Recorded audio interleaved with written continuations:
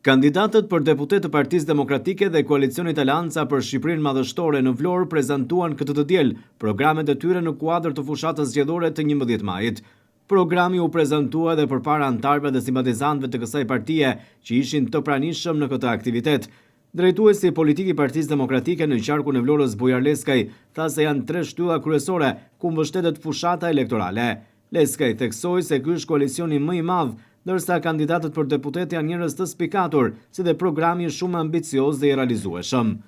3 janë ato shtyllat kryesore në të cilat mbështetet suksesi një fushate elektorale. E para ka të bëjë me aleancën që krijohet, dhe ne kemi krijuar një aleancë me mbi 20 parti, e udhëhequr nga Partia Demokratike, Aleanca për Shqipërinë Madhështore. E dyta ka të bëjë me ekipin e kandidatëve, një ekip që në qarkun e Vlorës është mirëpritur në të gjitha ato grupimet të mbështetëse të Partisë Demokratike dhe përbërëse të Partisë Demokratike dhe të partive të tjera aleate të Partisë Demokratike, dhe e treta ka të bëjë me programin. Programi sot është shumë i rëndësishëm sepse dhe demagogjia dhe propaganda e Ramës mbështetet në një fakt të vetëm. Fakti që ose s'ka program të vetë ose e plagjon e kopion nga Partia Demokratike dhe nuk do të paraqitet para qytetarëve shqiptar me program, për arsye se programi i 2013 e ka nxjerrë atë lapuriq përpara shqiptarëve, e ka imponuar Ramën që të kërkoj gjithmonë ta denigroj fushatën, ta fusi në batuta, në tepsi, kusi, timon, në këto budallëqe apo në zhargone. Akronime që në rast se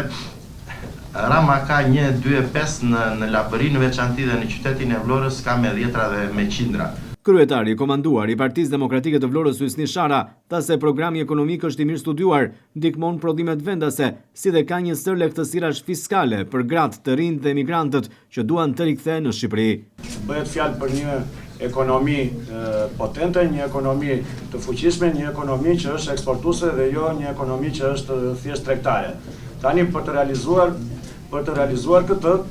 përveç bizneseve dhe biznesmenëve që ja arrin vetë, në programin e Partisë Demokratike janë menduar 3 shtylla kryesore, të cilat besohet që do të ndihmojnë në realizimin ose në implementimin e Made in Albanias. Dhe para janë startupet dhe inovacioni, pra shoqëritë apo ndërmarrjet të cilat krijohen për herë të parë, dhe ato që janë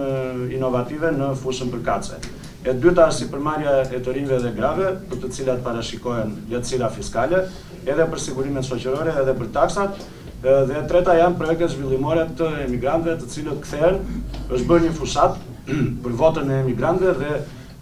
natyrshëm, edhe diçka u është premtuar atyre që për 5 vitet e para do të jenë pa taksa.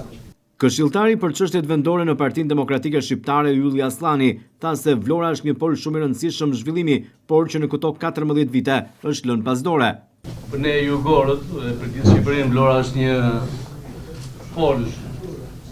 i rëndësishëm zhvillimi,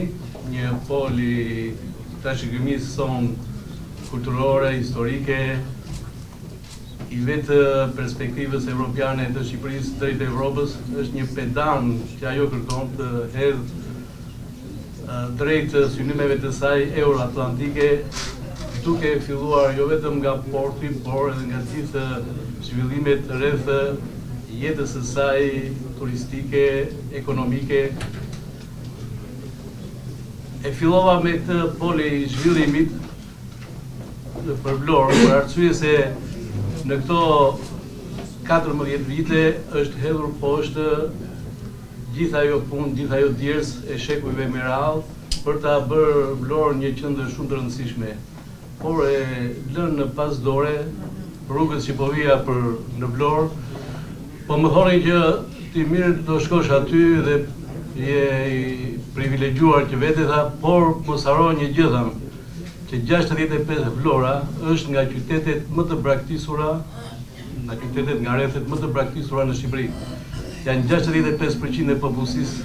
i kanë lënë ato troje për fat keq, kanë lënë këtë bukuri, kanë lënë këtë mundësi të madhe zhvillimi për një jetë e cila nuk besoj se do të ishte më e mirë se sa po të jetoj në Shqipëri. Kandidatët për deputet Aleancës për Shqipërinë Madhështore kanë shpalosur më pas programin e tyre në shumë fusha për të gjitha shtresat shoqërore, si dhe grupet e interesit.